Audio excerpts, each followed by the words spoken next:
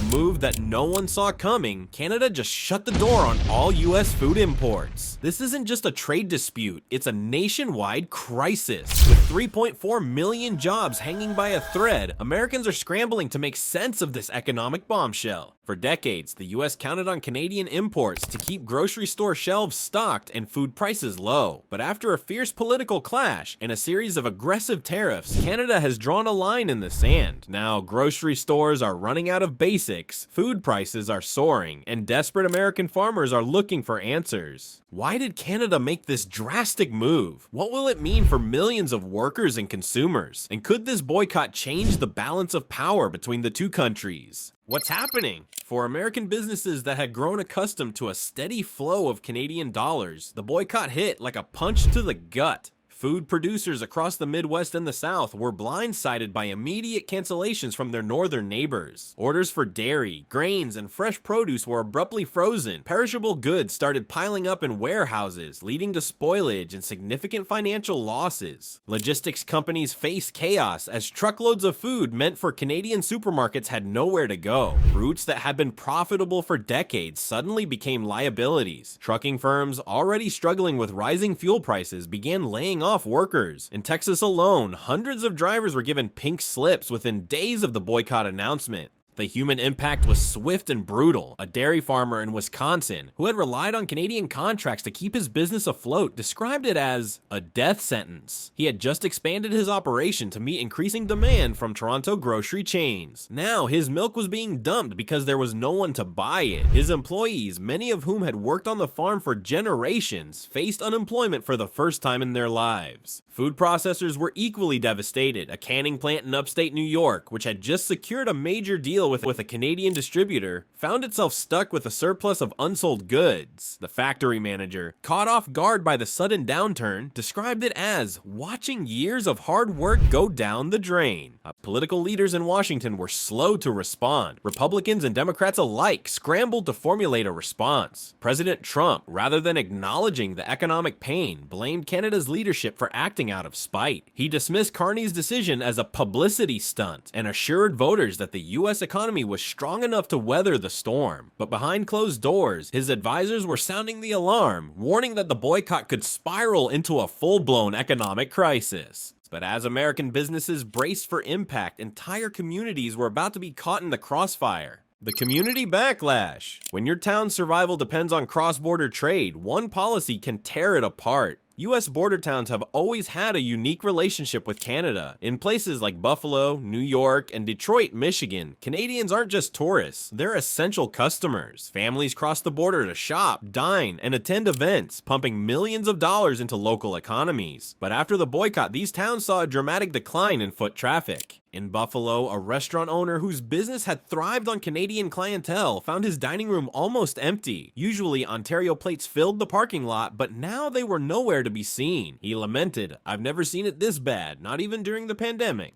Local dairy farmers in Michigan were hit especially hard. One farmer, who used to send truckloads of milk to Ontario daily, faced bankruptcy. As milk prices plummeted and unsold inventory grew, he started laying off workers, many of whom were family members. Local officials were quick to react. Town hall meetings became heated as residents demanded answers. In Minnesota, a mayor organized a rally calling on the federal government to find a resolution. Protesters held signs reading, "Fix the food fight and don't starve our towns." Because Canada wasn't just targeting food, they were about to hit America where it hurts most: tourism. The tourism crisis. From snowbirds to road trips, Canada just pulled the plug on America's tourism cash flow. As if halting food imports wasn't enough, Canada also took a drastic step to cut off tourism to the United States. Canadian airlines began slashing flights to major US destinations. Vacation packages to Florida and California were canceled en masse. Hotels that relied on Canadian snowbirds saw occupancy rates plummet by 60%. One Florida motel owner, who had hosted Canadian retirees for over 3 decades, decades, reported a shocking drop in bookings. Usually full by midwinter, his property now sat half empty. He admitted, "Without the Canadians, I might have to shut down." Tour operators and theme parks from Arizona to Texas reported massive financial losses as visitors canceled trips. Gas stations along highways leading from the border reported a sharp decline in traffic, affecting not just tourism but the local economy at large. But while US tourism crumbled, Canada was about to unveil the next phase of their plan, and this time, they were targeting America's most fundamental economic pillar, agriculture. This economic crisis is just getting started, and we're here to track every twist and turn. Like and subscribe to stay ahead of the story. Your support keeps us digging into the truth behind these headlines. Trump's furious response. When the news of Canada's food boycott hit the United States, President Trump didn't just sit back, he retaliated with full force. Known for his combative approach to foreign policy, Trump viewed Canada's boycott as a direct challenge to American sovereignty. Within hours, the White House issued a statement labeling Canada's actions as economic warfare, accusing Prime Minister Mark Carney of jeopardizing a historically beneficial partnership. But Trump's response didn't stop at words. He unleashed a series of retaliatory tariffs on Canadian agricultural products, targeting dairy, maple syrup, and grain exports. These new tariffs were aimed at crippling Canada's agricultural sector, a move designed to hit back at what Trump saw as a betrayal. Dairy, which had long been a contentious issue between the two countries, became the primary target. The tariff on Canadian dairy soared to 25% overnight, making it virtually impossible for Canadian producers to compete in the American market. Maple syrup, a symbolic Canadian export, also faced a sharp increase, with tariffs reaching 30%. Grain products, including wheat and barley, saw similar hikes, further escalating the tension. The economic impact of Trump's tariffs was immediate and severe. US food processors, who had relied on steady Canadian imports to keep production costs low, found themselves scrambling to secure alternative sources. Dairy processors in Wisconsin and Minnesota, heavily dependent on Canadian milk, reported production slowdowns and even temporary shutdowns. Maple syrup distributors warned of skyrocketing prices as they struggled to meet demand without Canadian imports. The ripple effect extended to the consumer level, with prices for dairy and grain-based products inching upward in grocery stores nationwide. But Trump's aggressive response didn't just spark economic consequences, it also ignited political turmoil. Republican senators from agricultural states voiced their concerns, wary that a prolonged trade war with Canada would devastate their local economies. The Midwest states, where dairy and grain farming are economic staples, felt particularly vulnerable. As one senator from Iowa put it, "We cannot afford to lose our northern trading partner. This tariff strategy risks hurting our own farmers more than it hurts Canada." Amidst the chaos, Prime Minister Mark Carney made a bold statement, rallying Canadian farmers and emphasizing self-reliance. He framed the boycott as an opportunity for Canada to stand tall against American economic pressure. Addressing a crowd of farmers in Saskatchewan, Carney declared, "We will not be broken by tariffs or threats. Canada's agricultural strength lies in our resilience and our unity." The message resonated across the nation, reinforcing the sense of solidarity and defiance. While Trump was fighting the trade war, a new problem was brewing on the domestic front. Canada's next move would target a pillar of American culture.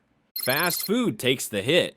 Fast food, an American cultural staple, became one of the most visible casualties of the boycott. Major chains like McDonald's and Wendy's reported soaring costs for beef, cheese, and fresh produce. Without Canadian dairy and beef imports, supply shortages forced restaurants to cut back on menu items. Franchise owners faced bankruptcy as consumer foot traffic plummeted. Employees lost shifts, and some outlets even closed temporarily. A manager from a McDonald's in Buffalo stated, "When you can't get cheese for your burgers, customers go somewhere else." Social media erupted as iconic items disappeared or became too expensive. Hashtags like the burger crisis and boycott fast food trended, while activists pushed for local alternatives. As the fast food industry faltered, a new consumer movement was gaining traction. Buy local, boycott America. And this new wave of consumer activism wasn't just a trend, it was a revolution.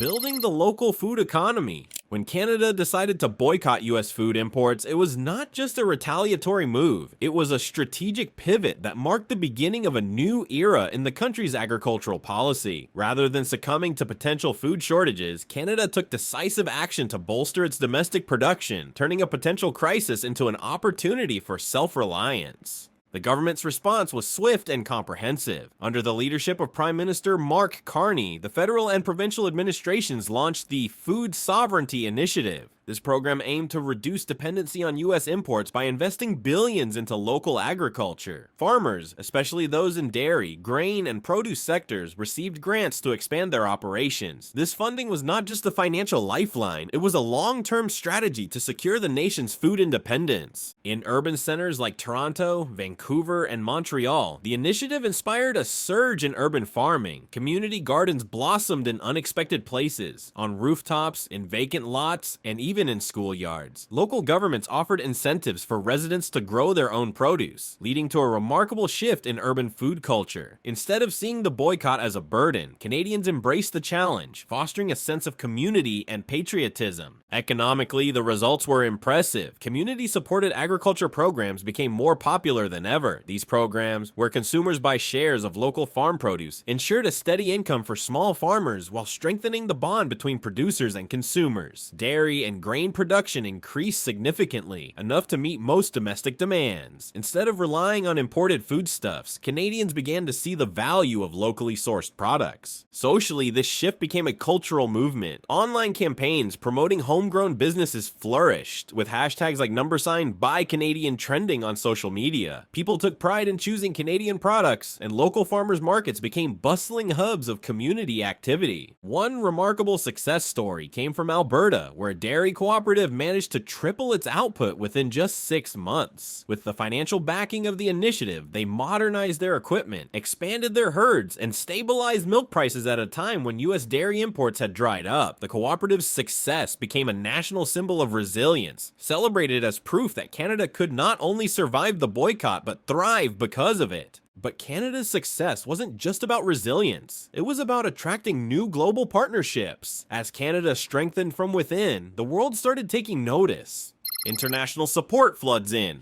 While the United States reacted with anger to Canada's food boycott, the international community saw an opportunity. Countries that had long sought stronger economic ties with Canada stepped in to fill the gap left by U.S. imports. Rather than facing isolation, Canada found itself at the center of a new global food network. Europe was among the first to respond. The European Union signed new agricultural trade agreements with Canada, offering to supply dairy and grains as temporary substitutes for U.S. products. This move not only stabilized Canadian grocery prices, but also demonstrated Europe's willingness to support Canada's shift towards food sovereignty. European leaders praised Canada's resilience, framing their support as a strategic investment in a more balanced global trade system. Across the Pacific, Asia was not far behind. Japan and South Korea expressed interest in purchasing Canadian wheat, barley, and beef, which would help stabilize Canadian agriculture during the transition. By signing multi-year contracts, these countries guaranteed a consistent revenue stream for Canadian farmers. As a result, the food supply in Canada remained steady, even as old trade patterns with the United States collapsed. One of the most significant developments came from Mexico. As a major food producer itself, Mexico agreed to increase its exports of fresh produce to Canada. This new alliance was not just practical but symbolic, signaling a North American realignment that excluded the United States. Mexican tomatoes, avocados, and peppers began filling Canadian supermarket shelves, fostering a new trade dynamic between the two countries. The economic impact of this international support was immediate. Food markets in Canada, initially threatened by the boycott, stabilized as these new supply chains took hold. Grocery prices, which had briefly spiked, began to level out, offering relief to consumers. The influx of global partnerships not only secured Canada's food supply, but also reinforced its economic independence. Globally, Canada was increasingly seen as a resilient and adaptable nation. While the United States remained stuck in a retaliatory mindset, Canada was strategically reshaping its economic landscape. Media outlets from London to Tokyo portrayed Canada's approach as forward-thinking, contrasting it with America's reactive stance.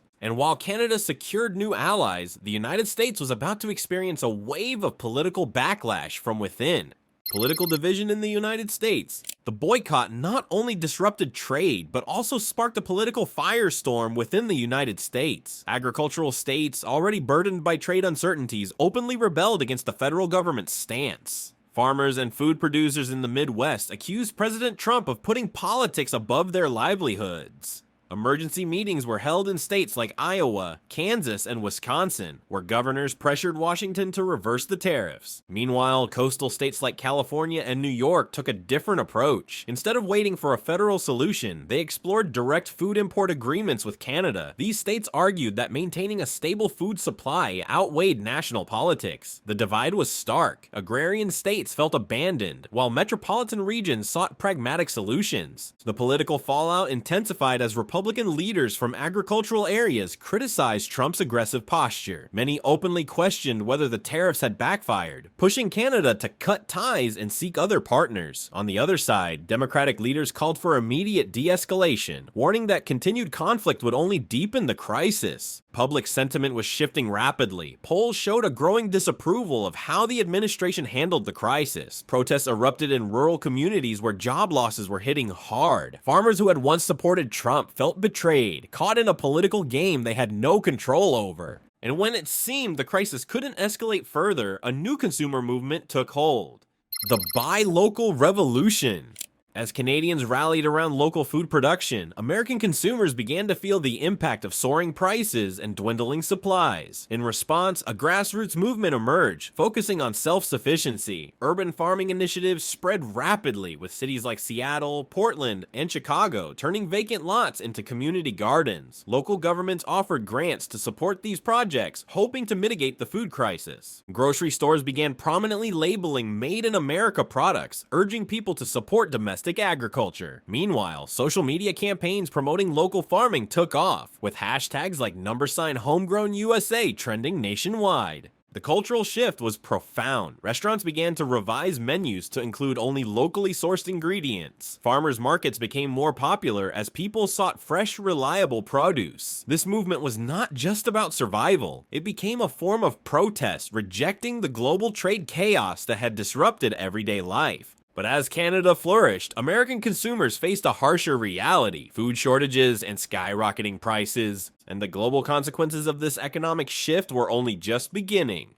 The new global food order. For years, the United States held a dominant position in the global food trade. As the world's largest agricultural exporter, America's influence stretched from cornfields in Iowa to wheat farms in Kansas. Countries around the globe relied on affordable American produce, grains, and dairy. But the unprecedented Canadian boycott changed that almost overnight. Food wasn't just a commodity anymore. It became a political weapon, and America's dominance started to wane. With Canada no longer importing US food products, other global players quickly filled the gap. Europe, always cautious about its food security, saw an opportunity to deepen ties with Canada. France, Germany, and the Netherlands, traditionally dependent on US grain and dairy, began signing long-term agreements with Canadian producers. French dairy companies, eager to secure butter and cheese supplies, found Canadian partners willing to offer competitive prices. Germany, a major importer of soy and corn, shifted its sourcing strategy to rely more on Canadian grains. Meanwhile, China moved even faster. Chinese companies, always keen to diversify their supply chains, locked in multi-year contracts for Canadian grains and beef. This move wasn't just about securing food, it was about leveraging Canada's position as a new global supplier. By signing deals for wheat, canola, and beef, China ensured that its food security was no longer tied to volatile US policies. Chinese officials publicly praised Canada's resilience and commitment to maintaining steady food exports, subtly criticizing the US for its unpredictability. Countries that traditionally aligned with American agricultural products began reconsidering their loyalties. Nations in South America and Asia, wary of becoming collateral damage in trade wars, sought stability. Brazil and Argentina increased their meat and grain exports to Canada, hoping to capitalize on the US fallout. Even former US allies, such as Japan and South Korea, looked to Canadian and European suppliers, preferring consistent trade agreements over unpredictable tariffs. The economic consequences were immediate and profound. As Canadian exports replaced US products, global food prices began to stabilize. The spike in dairy and grain prices that occurred when the boycott was announced gradually leveled off. Economists noted that Canadian efficiency in scaling production helped keep food inflation in check. With Europe, China, and other markets willing to pay a premium for Canadian products, the demand for American exports started to diminish. The United States wasn't just losing trade, it was losing its economic identity as a global food powerhouse. What once seemed like an unshakable dominance now appeared fragile, as countries adapted to a world where American products were no longer essential. The new global food order was taking shape, and the United States was conspicuously absent from its core. And as America grappled with its new reality, the rest of the world moved on without it.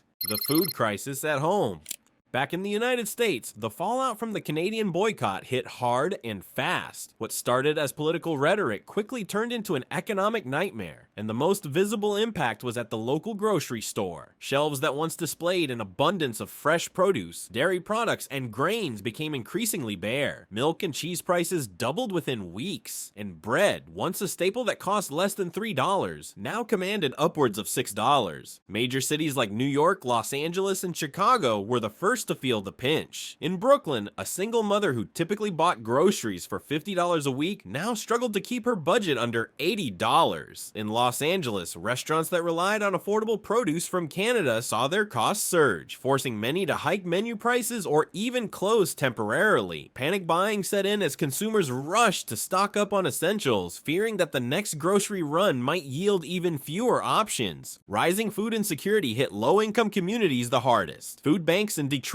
and Cleveland reported unprecedented demand, with lines stretching for blocks. Donations dropped as even the middle class began conserving resources, and volunteers struggled to keep up with the growing need. Community organizations sounded the alarm, calling on local and state governments to intervene. Social media exploded with images of empty aisles and frustrated shoppers, sparking a national conversation about food justice. The hashtag #BringBackOurFood trended on multiple platforms as citizens demanded action. For many, the crisis was not just an inconvenience. It was a matter of survival. Food deserts, already an issue in many urban areas, became even more pronounced as affordable staples became scarce. Political leaders scrambled to address the crisis. While Trump's administration insisted that the tariffs were necessary to protect American jobs, critics pointed out that the policy had backfired spectacularly. Democratic leaders called for an immediate rollback of the tariffs, arguing that the nation's food security should take precedence over political pride. Even some Republican lawmakers from agricultural states began to voice dissent, worried that their constituents would turn against them in the next election cycle. As Americans struggled, Canada's local food revolution seemed unstoppable. Grocery stores in Toronto and Montreal boasted shelves full of local produce, and farmers' markets thrived as consumers embraced homegrown options. While the United States sank deeper into crisis, Canada continued to stabilize its food economy, further distancing itself from the chaos to the south. And the final blow came not from abroad, but from America's own political miscalculation. Canada's strategic triumph.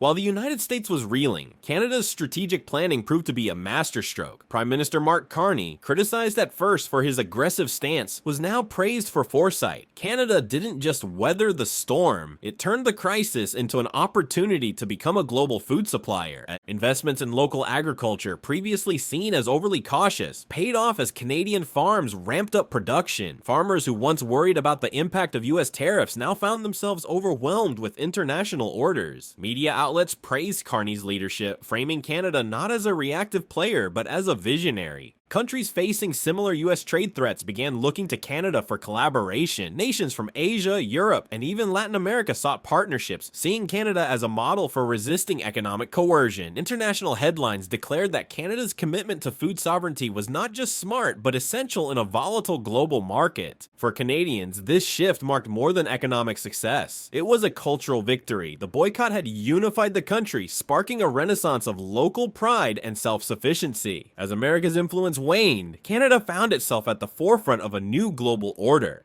But while Canada celebrated its newfound economic strength, the US found itself on the brink of a food catastrophe. America's unprecedented food crisis. Desperation gripped the United States as the food crisis deepened. Inflation surged as food prices increased by 35%. Low-income families, already stretched thin, faced impossible choices between paying rent or feeding their children. Food banks, overburdened and underfunded, turned away people for the first time in decades. Protests erupted across the country. Cities like Detroit, Houston, and Philadelphia saw angry crowds demanding action. Social media campaigns like #Food4 all mobilized citizens to pressure lawmakers. Trump's approval rating plummeted as the public blamed his administration for failing to foresee the crisis. As desperation hit its peak, news broke that Canada proposed a phased food trade restoration. The condition, immediate removal of all tariffs. America's leaders faced a tough choice: admit failure or risk further collapse. The fallout from Canada's boycott could reshape the entire US food industry, but that's not the only thing Canada did. What happened next left the entire industry speechless. It didn't make headlines right away. It wasn't some dramatic political clash. Instead, it was a quiet decision, a single bureaucratic move that flipped the entire agricultural machinery industry on its head. John Deere, the legendary icon of American farming, suddenly found itself paralyzed. Factories went silent. Dealers were left with empty showrooms. Farmers were stuck, waiting for parts that never arrived. Canada didn't need force or threats. They simply changed the rules, introducing a layer of logistics so complex that it choked the flow of essential components. And while John Deere was struggling to breathe, global competitors moved in fast, seizing the moment with ruthless efficiency. No one saw it coming. Not Deere, not Washington, not the American farmers now left scrambling. Why did Canada use bureaucracy as a weapon? How did China and South Korea turn this chaos into an opportunity? And what does it mean for American farming when its most trusted brand starts to falter? What's happening? It wasn't an economic downturn, it was a chokehold on production. As the parts shortage spread from factory to factory, John Deere found itself in an unprecedented crisis. The ripple effect began in Iowa, where the first production halt caught workers and managers off guard. As the reality sank in, it became clear that this was not an isolated incident. Soon, factories in Illinois, Missouri, and Kansas reported similar stoppages. The heart of America's agricultural machinery production was grinding to a halt. Workers arrived at their shifts to find production lines eerily quiet. Managers trying to keep morale up explained that the delays were temporary, but days passed and the parts never came. Confusion gave way to anger. Many employees had dedicated decades to the company and couldn't understand why production had suddenly ceased. Rumors spread about layoffs, while some feared the entire operation might shut down for good. John Deere had always prided itself on its ability to adapt, but this time, adaptation seemed impossible. The company had no contingency plan for a prolonged border delay, especially not during peak production season. Workers were left in limbo, unsure if they would be called back or if their jobs were permanently lost. Families who had relied on steady paychecks found themselves calculating how long they could survive without income. Efforts to source parts from alternative suppliers failed miserably. The specialized components that Deere needed couldn't be easily replicated or sourced locally, even if they could find alternative manufacturers. Ramping up production would take months.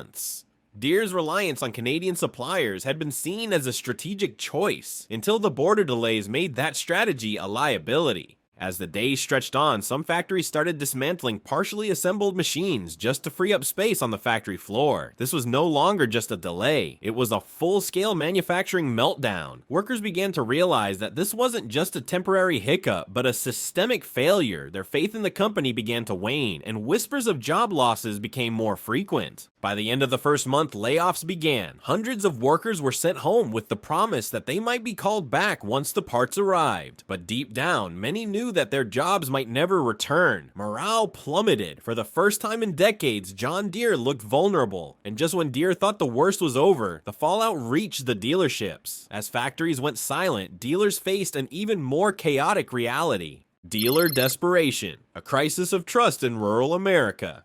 In farming towns, John Deere was more than just a brand, it was a lifeline, until it wasn't. As factory shutdowns continued, dealerships across the Midwest faced a crisis of their own. Farmers flocked to local dealers, desperate for parts to fix their aging equipment, but shelves were bare. Dealers, once proud representatives of the John Deere legacy, found themselves delivering bad news to loyal customers. Farmers needed their machines operational to maintain their crops, and every day of delay meant financial loss. Some had already pre-ordered new models or parts, only to be told that their shipments were indefinitely delayed.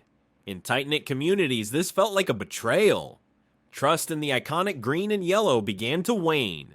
Dealers tried to explain the situation, but without clear communication from corporate, they had few answers. Financial strain began to build as sales plummeted. Some dealerships considered stocking competitor brands just to keep their businesses alive. Longtime customers, once staunchly loyal to Deere, began to explore alternatives. The emotional impact was profound. Farmers felt abandoned, while dealers felt powerless. Decades of loyalty were being eroded not just by logistics, but by a perceived lack of accountability from John Deere. It wasn't just business, it was personal. As rural loyalty faltered, Canada's strategic chess game continued. We've done the research, dug into the policy shifts, and followed the trail of economic fallout, just to give you the most comprehensive breakdown of how Canada's strategic move left John Deere scrambling. If you appreciate deep dives like this, make sure to like and subscribe. Canada's masterstroke, the strategic trap that Deere never saw coming. While John Deere scrambled, Canada tightened the noose without breaking a single law. This wasn't just disruption, it was long-term dominance disguised as policy. Canada's logistical strategy wasn't just about slowing down production, it was about forcing American companies to rethink their entire operational strategy. Mark Carney's calculated move was aimed at one thing, pushing US companies to localize production. By choking the supply chain at a crucial moment, Canada ensured that companies like John Deere would have to consider building more factories domestically or face the same crisis again. The political framing was crucial. Canada appeared strategic and methodical, while the US seemed reactive. The real aim was clear: make American reliance on foreign manufacturing unappealing. But as Deere struggled to adapt, a new threat emerged, not from abroad, but from within the United States.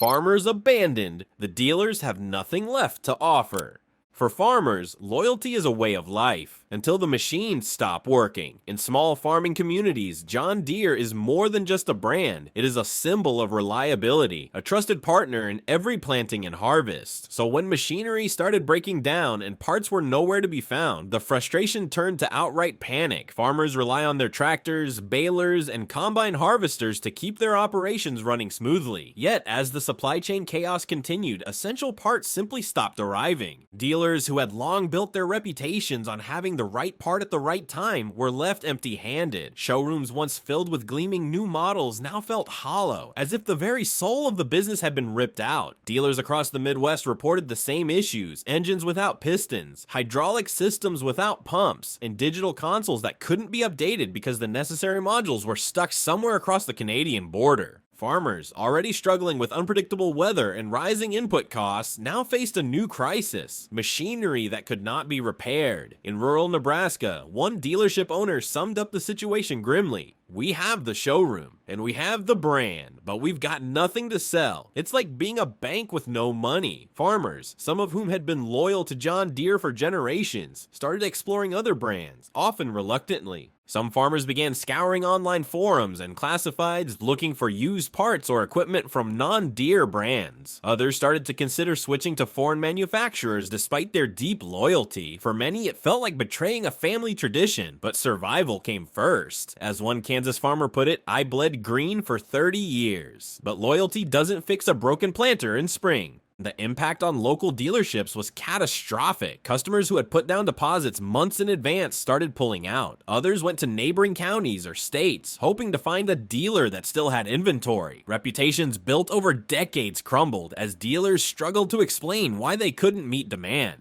And as farmers looked elsewhere, a new wave of competition swept in from overseas. The foreign invasion, China and Europe seized the market. As John Deere faltered, foreign manufacturers moved in like a tide, silent, steady, unstoppable. While John Deere scrambled to recover, manufacturers from China and Europe moved quickly to fill the void. Brands like BYD and Kubota, which had long struggled to gain a foothold in the American heartland, suddenly found themselves in high demand. They offered what John Deere couldn't: availability, affordability, and functioning machinery. Chinese companies were particularly agile. As American farmers grew desperate, BYD tractors began appearing in rural showrooms. European brands like Sealass and Fendt, traditionally known for high quality but niche products, expanded their American presence, offering reliable alternatives that farmers could actually purchase and maintain. The reasons were simple. These companies had the parts and production capacity that Deere had lost. As one Oklahoma dealer put it, farmers aren't picky when their crops are dying. They need machines that work. work. The loyalty once reserved for John Deere started shifting toward practicality. Farmers who would have once scoffed at foreign-made equipment now found themselves writing checks for Chinese and European models. And it wasn't just about desperation. The new machines were modern, efficient, and came with service guarantees. In some cases, they even offered features Deere had yet to implement. While foreign brands claimed territory, US states decided to take matters into their own hands. The states rebel when governors defy Washington. When Washington fails, the states rise. And that's exactly what happened. With Washington seemingly paralyzed and American manufacturers in chaos, state governors took the lead. The Midwest, home to countless farms and factories, couldn't afford to wait for federal intervention. Governors from Michigan, Iowa, and Ohio reached out directly to Canadian trade officials. Their goal was simple: find a way to keep parts flowing. The irony was striking. These were states that had voted overwhelmingly for Trump, drawn to his promise of restoring American industry. Now they were negotiating behind his back to protect their economies. These governors weren't just asking, they were pleading, pointing out that without relief, entire communities would collapse. As states broke ranks, some sought partnerships with foreign manufacturers to build plants locally, bypassing the tariffs altogether. It wasn't just pragmatic, it was survival. While Washington continued to talk about trade wars and tariffs, state leaders were building alliances to save jobs. But as states fought back, the global landscape of agriculture was already shifting. America's economic dilemma, jobs, trade, and political fallout.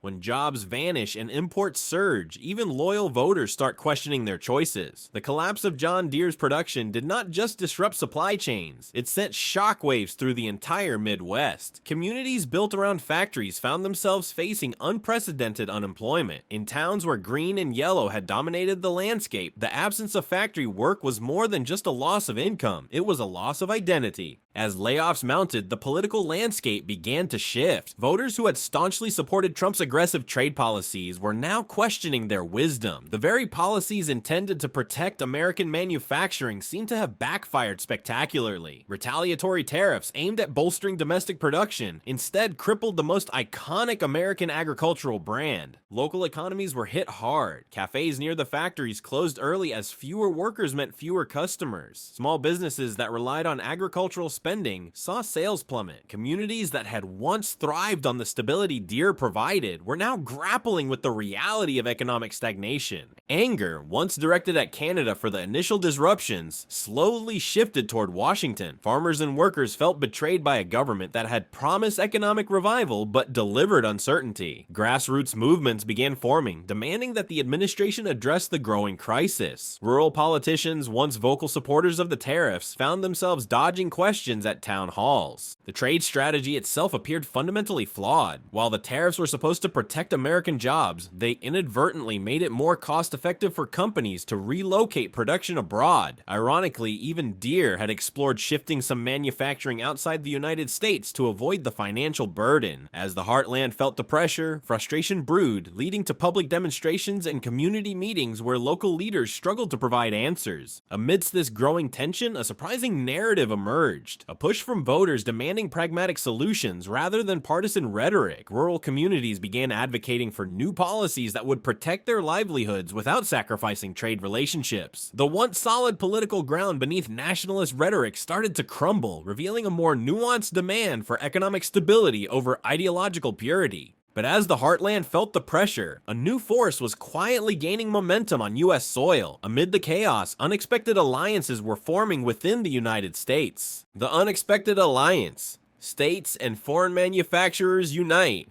When American corporations faltered, the states didn't just wait, they made deals of their own. In the absence of federal intervention, states began to take matters into their own hands. Governors from Ohio, Michigan, and Iowa reached out to foreign manufacturers directly, negotiating partnerships to fill the void left by Deere's collapse. These states, heavily reliant on agriculture, could not afford to wait for Washington's slow-moving policies. Japanese and South Korean companies, sensing an opportunity, proposed setting up local plants to produce the machinery now in short supply. The irony was stark. Conservative states that had once championed America First policies were now welcoming foreign investment with open arms. Local leaders framed these partnerships not as ideological betrayals, but as necessary steps to save jobs. The new alliances revitalized some communities. Workers who had been laid off from Deere plants found employment in factories operated by Korean and Japanese companies. For these workers, loyalty to the brand was secondary to the ability to provide for their families. The pragmatism of these state-level deals sparked controversy, but also revealed the inherent tension between political loyalty and economic reality. In states that had been critical of globalization, the very survival of their local economies now depended on it. As jobs returned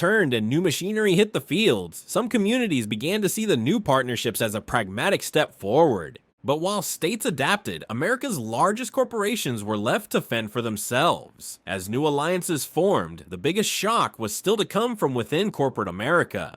Corporate desperation, Deere's belated gamble. When your back is against the wall, every decision feels like a gamble. For Deere, it was too little, too late. John Deere's leadership, realizing the severity of their crisis, hastily announced plans to increase local manufacturing. Retrofitting existing plants in Iowa and Illinois became a priority. However, the costs were astronomical, and the speed with which Deere attempted the transition led to logistical nightmares. As workers were rehired, confusion reigned. Machines that had been idle for months now needed costly upgrades. Parts suppliers, many of whom had already shifted their focus to foreign brands, were reluctant to resume contracts. The company's delayed response not only drained financial resources, but also damaged what little trust remained. Investors were losing faith. The company's stock, once a pillar of industrial stability, continued to slide. Board members were increasingly vocal about the company's lack of foresight and poor crisis management. The gamble to boost domestic production seemed less a strategy and more a desperate grasp for relevance. As Deere's crisis deepened, other nations began to see opportunity in America's industrial chaos.